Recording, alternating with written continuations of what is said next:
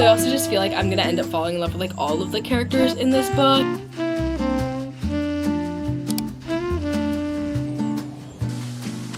There's one thing that I have when it comes to books.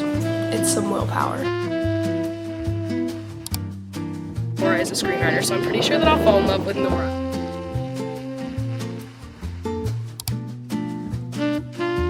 I honestly might finish this book today. Freaking love Leo. Oh my gosh.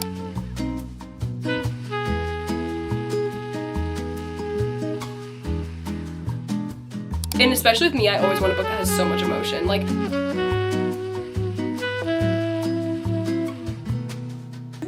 scared. I'm scared.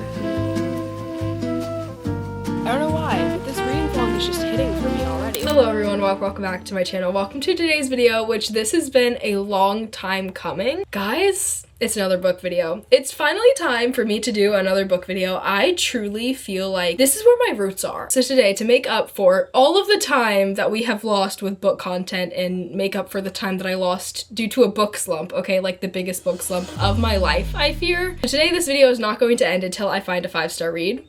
This video could honestly last centuries. Without further ado, let's get right on in today's video and let's go pick our first book.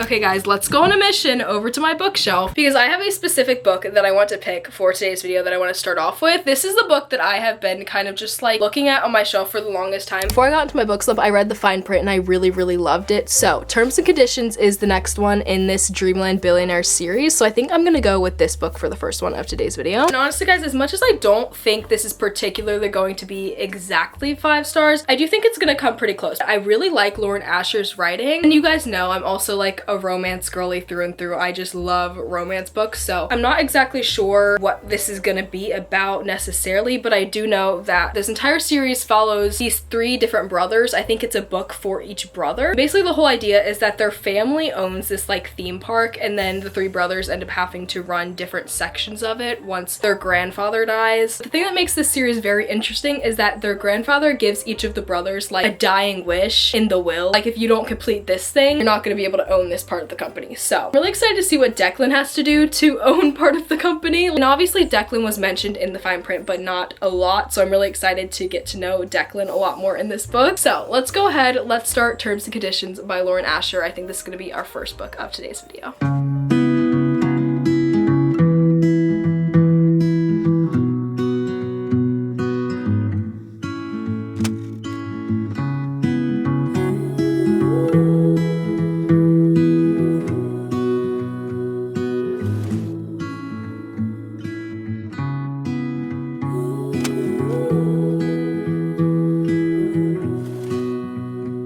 A few things currently going on in the book that I wanted to update on, because only on chapter 4 of Terms and Conditions, and this book is already so different than what I thought it would be. So you know how I said this series kind of follows the fact that the grandfather put it in their will that each of the 3 brothers has to basically complete a specific task to be able to have their inheritance?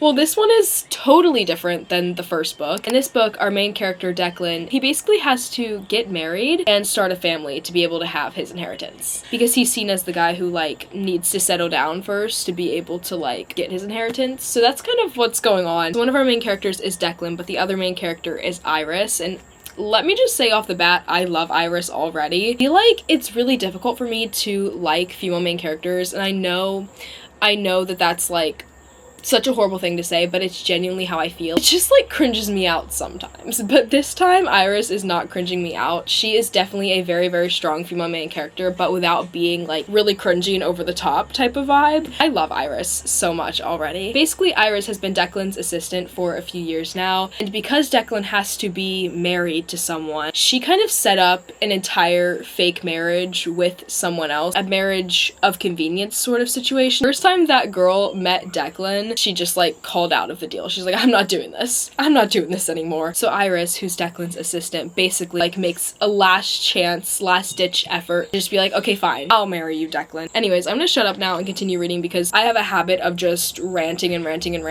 this video is already gonna be ages long. So I'm gonna shut up now and I'm gonna continue reading. I will come back with an update soon.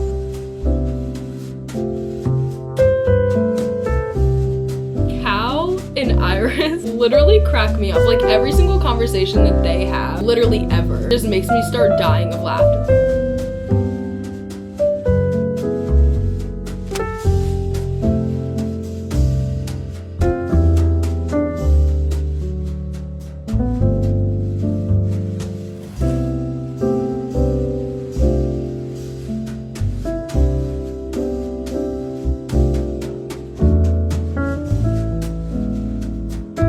Okay everyone, it is now officially update time. It is the next day. I've gotten a very good chunk through terms and conditions and I have a few things to say. Also, I am dressed for tanning. That's why I look like this. And I think I'm gonna finish this book while I'm tanning today. But first, I wanna give you guys a few little updates because I have been really enjoying this book. I feel like every time that I pick this book up, I just cannot put it down to save my life. I don't know what it is. I don't know if it's the characters or the setting or anything like that. I just really enjoy this book. I really love the way that the author writes. I feel like it's very simple, but it keeps you hooked. I also feel like a big thing I want to mention is the banter in this book is just so good. Like between our two main characters, I love them. Like you can tell the chemistry is there. I feel like it's kind of weird to read about like a fake marriage because there's always a fake dating trope in books. I really don't read books with like a fake marriage trope because I feel like that's like actually insane. But for some reason, it kind of makes sense in this book. I relate to Declan a lot, honestly a whole lot. I feel like he is one of those people who goes around the world and doesn't want to share his emotions with literally anybody ever. He is very closed off even when it comes to friends. He's really bad at even friendships. I have friends and I have family around me that are amazing and are great. For me, it's very hard to like, I guess, share how I feel with people and trust people in general. So I don't know. There's just something about Declan that I really relate to. I also really enjoy that this is a dual POV book because I feel like if we only had Iris's point of view, we would view Declan as a very horrible human being. Like we would just think that he's really rude in the general sense. But I feel like having Declan's point of view really puts a lot of things into perspective. You can kind of see why he is the way he is. Anyways, on the other hand, I'm about halfway through the book right now. I also have it on my Kindle, which has been really nice. So I've been kind of reading it here and there on my Kindle. Any free chance I get, I've been just picking up the book and reading it. So that's been really nice. It is on Kindle Unlimited if anyone was wondering. I missed reading. I truly did. I've been through a book slump for a while and I missed reading so bad, and especially reading like little rom-coms. Ugh, there's nothing like it. There's truly nothing like it.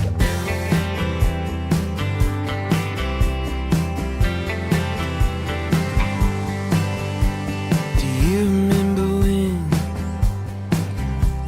we were two kids? Street racing down the shitty streets. Didn't care about the world, hadn't heard about it all. Didn't know about the hurt, didn't know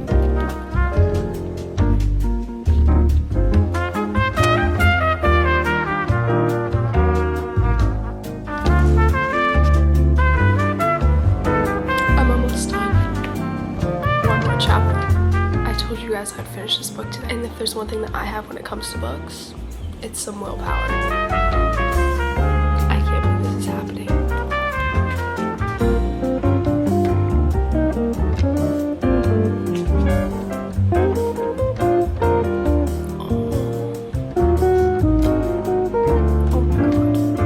Okay, hold on.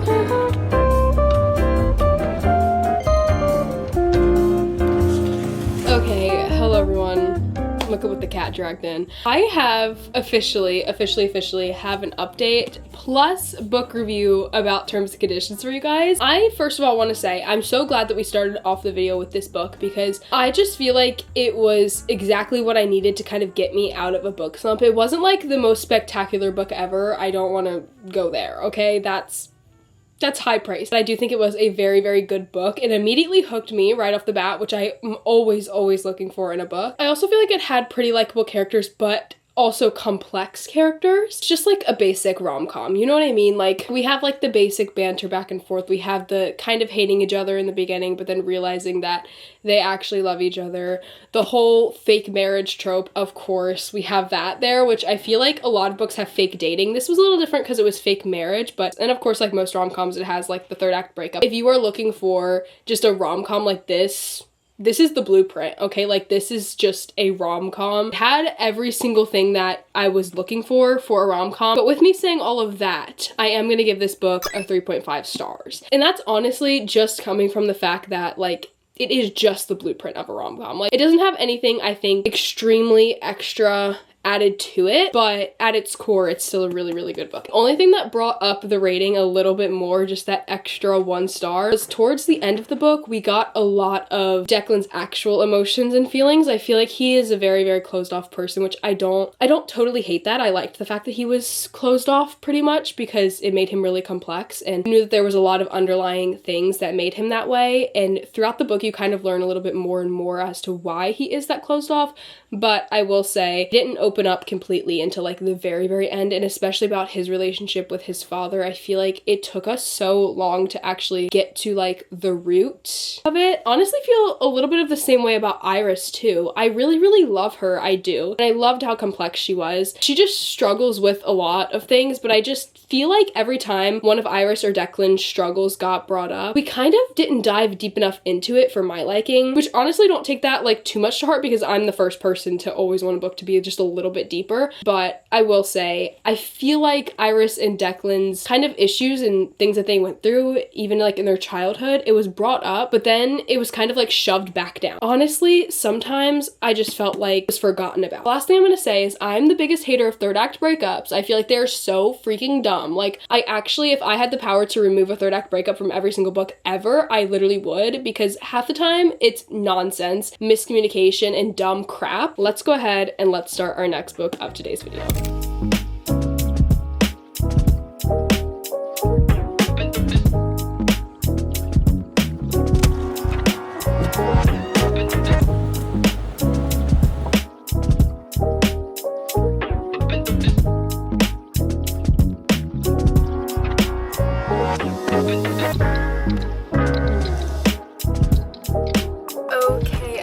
We have officially made it to the spot where I want to read at. I decided that I wanted to bring the golf cart over just to this cute little lookout spot that's a little bit close to the beach house. I thought it'd be a very, very cute little spot to sit and read. Honestly, I was originally going to go to the beach. I don't think the beach was a good idea because the beach was like super, super packed today. But look at my view. Guys, this is like perfect. I'm the only one out here. Sometimes there's other golf carts just like parked out here because it's like a little lookout, but it's just me. Look at my perfect view. Look how stunning of a view I have. Oh my gosh. I'm honestly just gonna sit here and start Nora Goes Off Script. I have heard such good things about Nora Goes Off Script. I love Annabelle Monaghan's writing. I'll pop up the picture of the book that I read by her before. I can't remember the name, but I gave that book a 5 stars. And I actually remember so much from that book, and I loved it so much. I think it's called Summer Romance. I loved that book so much, and it made me fall in love with Annabelle Monaghan's writing. Let me actually read what this is about real quick before I go off and tell you guys things that aren't actually true. I always just like tell you guys things that aren't true, and then when I'm editing I have to fact check myself, and it's really frustrating. So let me read the synopsis first and then I'll get back to you. Basically, Nora wrote a movie about her life, about her divorce, and it actually turns out that Leo Vance, this really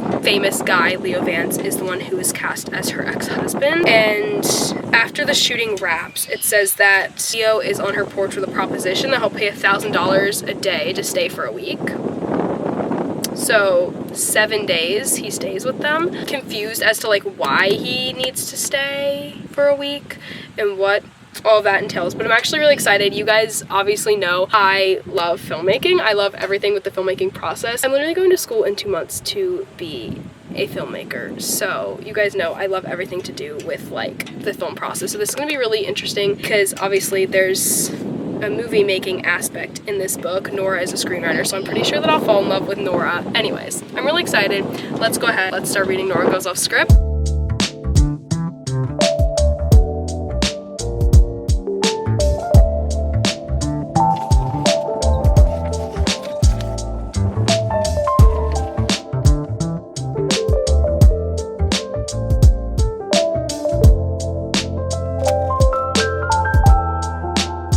update before I go back home on Nora Goes Off Script because I just have a few things that I want to say. First and foremost, I love Leo. I feel like he is immediately a character that I'm just obsessed with. I don't know what it is about Anna Monaghan's writing, but I immediately fall in love with the characters that she creates, like literally right off the bat. We are immediately thrown into the story. Nora's already had her divorce and everything. She's already kind of almost over it is how I would describe it. Like, she does not miss him at all. First chapter and filming's already happening for the movie. I just love the way that Leo kind of already banters with Nora, and you can tell like that he's bantering with Nora's kids too, which I really appreciate, because if we're gonna add kids in a story, okay, if we're gonna add kids in a story, we need to make sure that the other main characters actually like paying attention to them. So those are like the quick little things that I wanted to say. I need to make it known how much I love Anna Monaghan's writing because it is so amazing. Like the first chapter, it starts off and it's just kind of a deep dive into the house that our main character Nora lives in. And it's kind of like an old rundown kind of house, but it has a lot of character. So we're kind of going through the house, and the way that it's described and the way that Anna Monaghan writes like different settings and different places is really interesting to me because it feels so lyrical almost. You can kind of just like imagine yourself there. It's so easy to imagine yourself there, and it already just makes the place feel so magical. Like the setting of this small town just feels so magical, and so does the house that Nora lives in. I love Nora. I love her so much. I feel like she's already such a strong female main character. Like her quick banter and her quick remarks back to Leo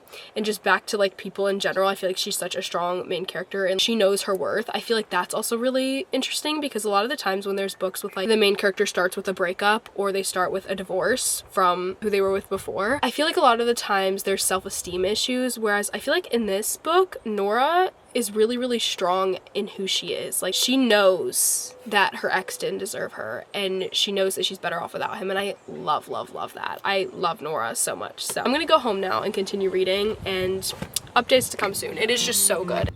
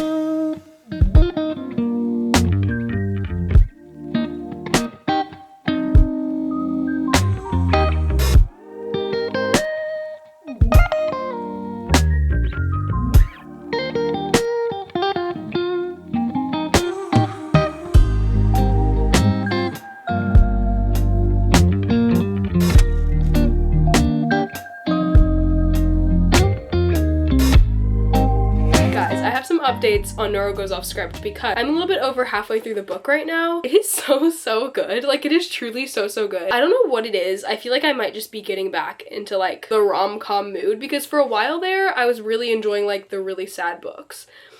Thank God that era is over. I feel like I still like books that have a little bit of sadness within them because it makes the characters very complex. But on the other hand, I love books like this that are like really cutesy rom-coms because there's just something about it that like as a reader, it just makes you feel so happy and giddy inside. I like Nora like trying to kind of fight her feelings for Leo, I feel like is the way I would describe it, because she obviously just recently got a divorce. So she's kind of like on her hashtag I hate men, I don't need them type of era, but at the same time Leo's there and he's just helping her out. She's kind of realizing like, hold on, wait, I might love him. Like that's her vibe right now, and I just love that so much. I love the internal battle that we're watching Nora go through. If it would have been like she easily trusts Leo, I would have been like, hold up, I don't believe this for 1 second. I also think it's really cool the way it writes about Nora's ex-husband. He's being written about, and not just in a way of like he's a man-child. Like it's not just saying he's a man-child. It's like going through actual events that had happened, and it didn't give us all the events like in the beginning. It didn't go,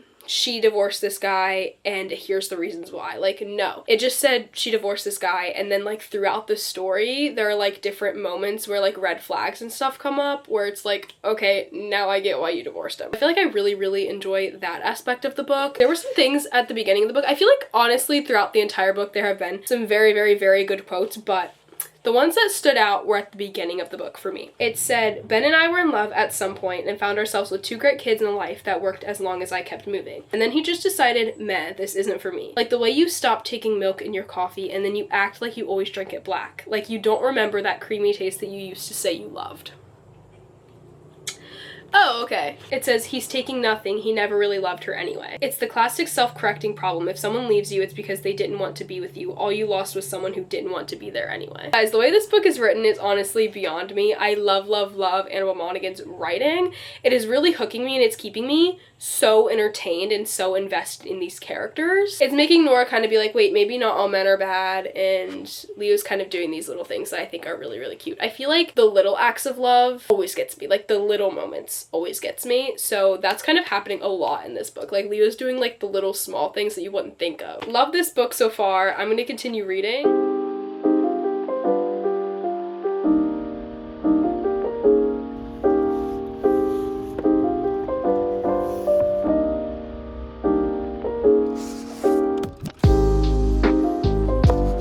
Guys, I made a little bit of a detour to do some book shopping today, and they have such a good book sale here, so I found 3 books, and each of them are like $6 or under. Crazy.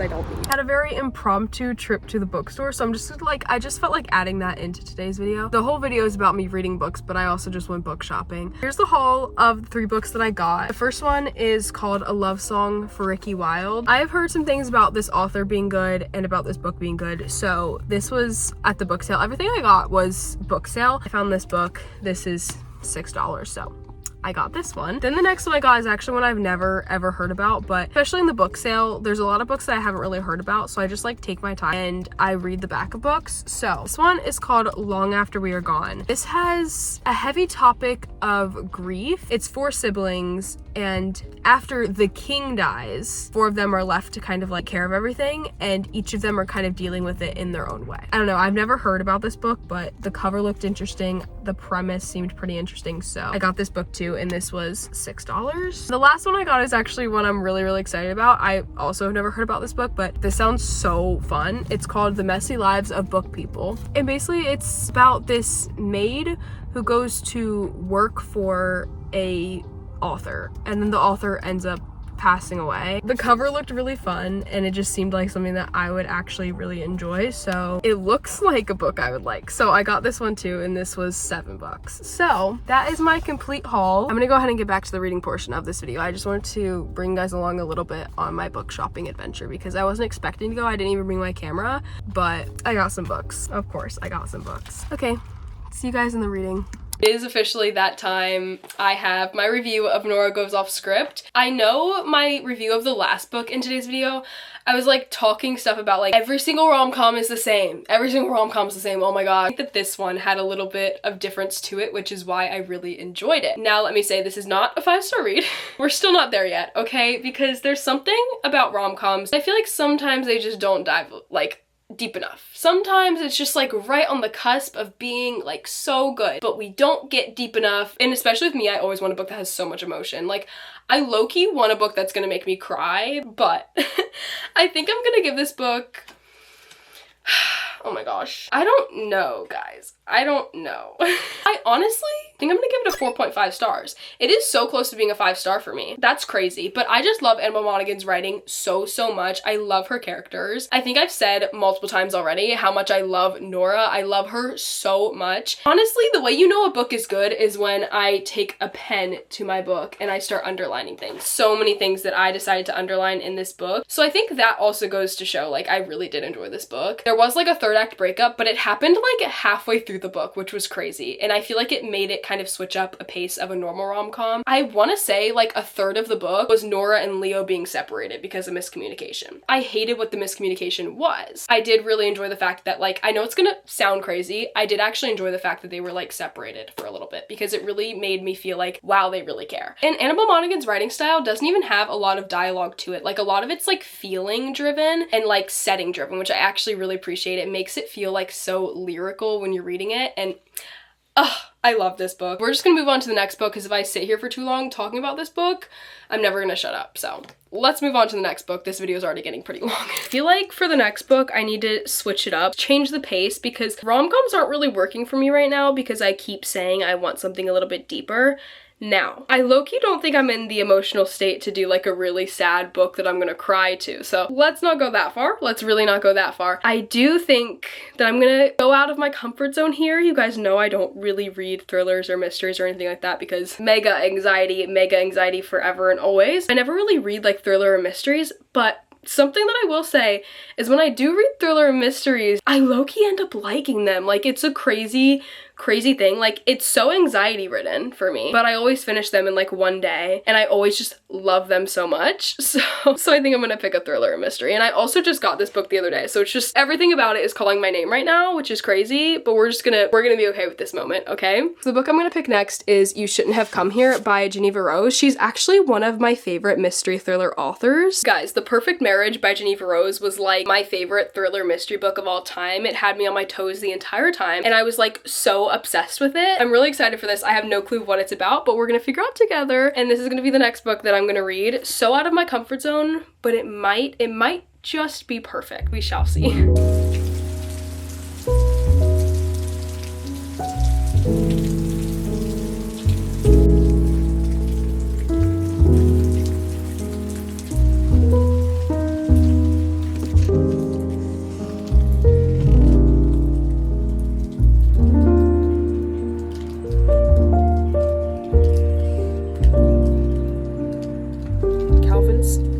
Creeping me out. Sorry, I'm like, this is creepy.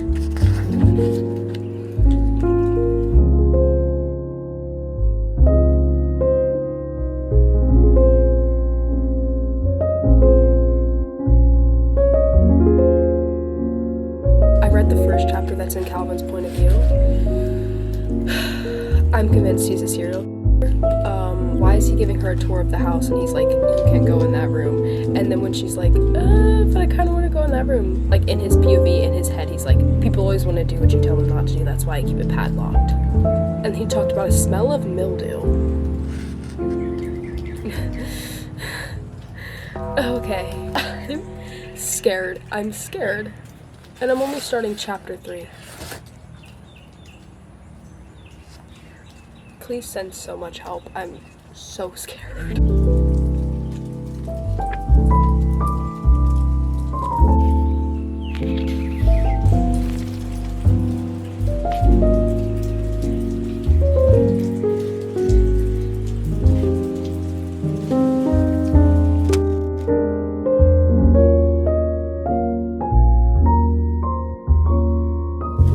My thing with thrillers most times is like they don't have like the quotes that I'm looking for. Normally a thriller mystery book is just like, I don't know, just focus on the thriller and mystery, and I really never get to like, I guess, get those good quotes or anything that like kind of make you take a step back and just think for a second. Don't know if this is gonna be a reoccurring theme. I genuinely don't know, but there is already a quote that kind of took me back a little bit. As he got closer, I noticed smaller details about him, like the pink scar above his left eyebrow. It was an inch in length and the color revealed it was new. We all had scars and each one had a story. I wonder what story his would tell. I don't know, guys. It's also been a while since I've just like read in general, so I don't know why, but this reading vlog is just hitting for me already. Like these books that I've been reading, they've been hitting. There hasn't been a 5-star yet, but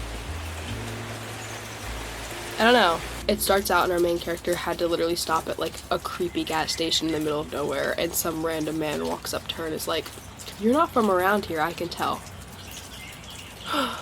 Okay. That already stressed me out. She's meeting Calvin now. I'm really worried because I know the whole point of this book is that this girl basically like falls in love with Calvin, and then red flags and weird situations start arising, and she finds out there's like a murder mystery aspect to this, and it could low-key be Calvin, and that's all I know about the book, and that stresses me out. I'm gonna continue reading, but just know I'm a little bit nervous. Just a little bit.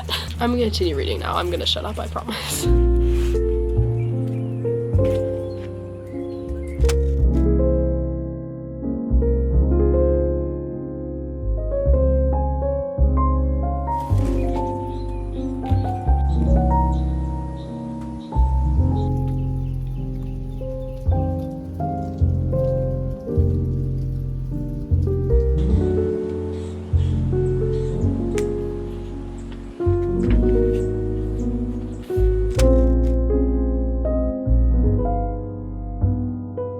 I'm not gonna give any like crazy spoilers or anything because obviously I'm not that kind of girl. I don't love spoilers in reading vlogs because it just like ruins the whole book. The things that I will say is Calvin is the creepiest guy in the history of ever. Like in the beginning of the book, it was kind of like a sweet kind of romance thing, but it very quickly turned into obsession. There'll be moments that like as a reader I'm like, oh, that's sweet, but then like the way that the moment ends or the end thought that Calvin has or something like that is like, whoa dude. Like every single chapter ends kind of a little bit creepily and eerie. Like the way it's formulated is throughout the chapters and throughout the different scenes in this book, some moments are cute and it's like all cute, reassuring, like all, and then there'll be like these moments in the scene where it kind of just gets a little bit eerie and a little bit odd and weird things are occurring, and then you're kind of like thrown off as a reader and you're like, okay, that's definitely not like a normal thing to happen, and that's very creepy. Throughout the rest of the chapter, after like the creepy thing happens, then it's kind of like reassuring you as a reader, like, hey,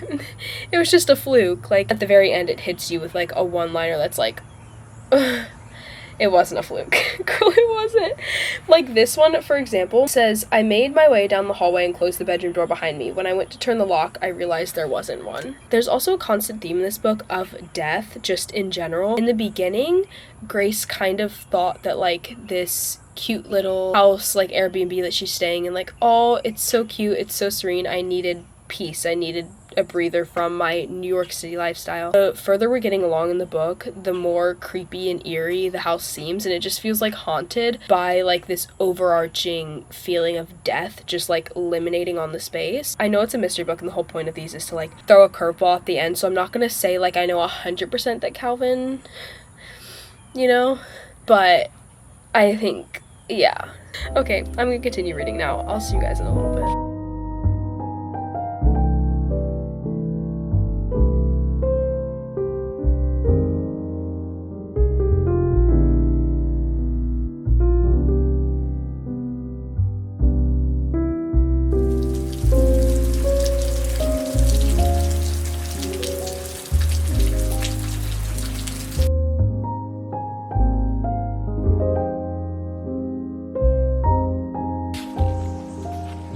Okay guys, theory has changed drastically just in a few chapters, and I'm here to report what I now think. His brother just appeared in the book, and we kind of knew that he had a brother the whole time, but like, this is finally the first scene with his brother actually here. His brother's even creepier than him. And here is my new thought. Here's my new thought, okay?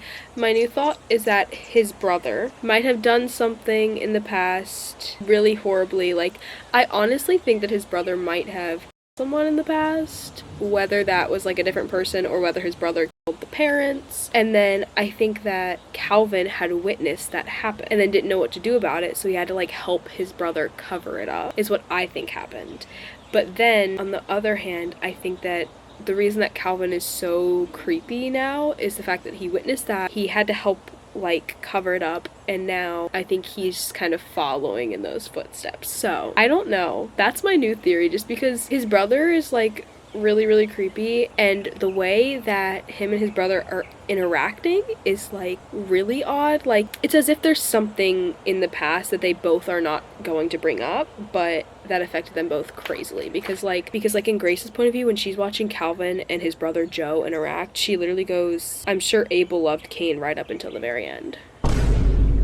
Everything about this book is creeping me out, and I'm like, Grace, get out of there, get out of there, get out of there. You're literally not going to end up alive if you don't leave. Like, go. There's the door. Her car is broke down, and she needs Calvin's brother Joe to help fix it because she doesn't know anyone else in the town. So she's kind of playing it chill. She's not even acting like she's suspicious of them at all. Like, she's doing it correctly, but I'm like, get out. Get out. 2 seconds later into reading, and this is the quote that I just came across. Guilt will do that to you, rot you from the inside out. Like, what exactly did Joe do? I need to know immediately, because it's literally like stressing me out. I need to know what Joe did, because why would guilt be rotting him? Why? What did he do?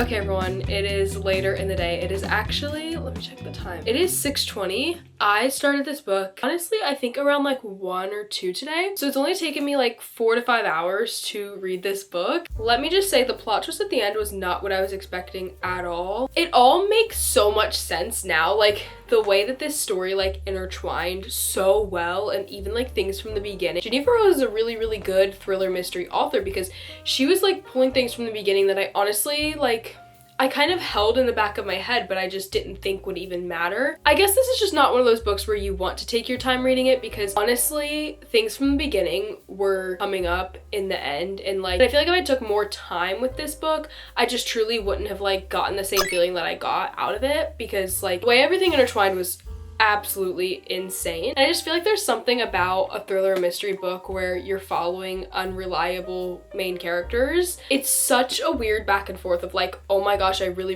believe everything that's happening. And then, I don't know, like the way that the story was told was like, they never really like completely lied, but kind of like working the way around the truth is how I would word that. I enjoyed the fact that this book also kind of felt like a character study. Once you really got to know, even, honestly, not even just the 2 main characters. You're following Calvin's brother Joe, and he doesn't have a point of view, like an actual POV in this book. You're kind of following Calvin's brother Joe, and you're seeing like his vices that he's using because of the things that he went through. And you're also seeing Charlotte, who honestly throughout the book, you're thinking like she's the villain, she's the villain, she's the villain. I feel like it's kind of weird being able to understand characters in that sort of sense. Like, I feel like this book was almost done in the way of like, here are the villains. We kind of already know who the villains are, but you're slowly learning like what drove them to that point. The one character that I thought was the catalyst for all of this wasn't, and I feel like I owe him the biggest apology ever in the history of literally ever. Because how are you gonna be around all of those psycho people and you're gonna be the only one telling the truth the whole time, and I'm just gonna think that you're lying? Like, what? And also the last thing that I really want to say about the characters in this book is the way that the town was all of these characters are really close because they live in a small town and they kind of all like grew up there and stuff. I feel like it was very interesting thinking that like everyone else in the small town, like all of these outsiders, the way that me as a reader, I thought that like all of them had something to do with it, and like at the end you just realize everyone just had their motive of why they were the way they were, and everything kind of just makes so much sense. And let me also just say, the catalyst for all of this happening was a girl leaving a guy and him not being able to handle it. Like, You know, like, come on. It, like, low-key made me hate men a little bit more. Last thing I want to say is I really was not expecting this to have, like, heavy quotes at all. Like, I really wasn't, because with thriller and mystery books, so fast-paced that you don't really take the time normally to, like, have these quotes that make you have to stop and think. And I feel like this focused a lot more on, like, the three-dimensional aspect of these characters and kind of proving to the reader that they are human too, and like they're all going through their own different things. And I really enjoyed that, because I love a character study. That is like my favorite thing ever. I feel like reading a character study just makes you have so much more empathy for people. And as much as I'm like, I don't have empathy for the people who did wrong in this book, because like what you did was diabolical and not okay, it's kind of just like the way of seeing how a villain gets to that point. Like at one point they were a normal human being, but all of these different things had happened in their life that kind of made them that way. I love the fact that this book had that sort of aspect in it. It was a crazy read. I literally read it in like 4 hours, so I think that goes without saying that I really enjoyed it. But with all that being said, that brings us to the end of today's video. So thank you guys so much for watching this reading vlog. So many more reading vlogs to come, because this was so much fun. I can't believe that I haven't done a reading vlog in so long. Like, what has happened to me? Everything somehow now feels right in the world, knowing that I fully completed a reading vlog for the first time in like 2-3 months. That is crazy. So anyways, I love you guys so much. I hope you enjoyed this video. I hope you enjoyed watching me read these books and hearing my opinions on things and just listening to me honestly yap to you guys for way too long. So I love you guys so much. I'll see you guys next week with a new video. Goodbye.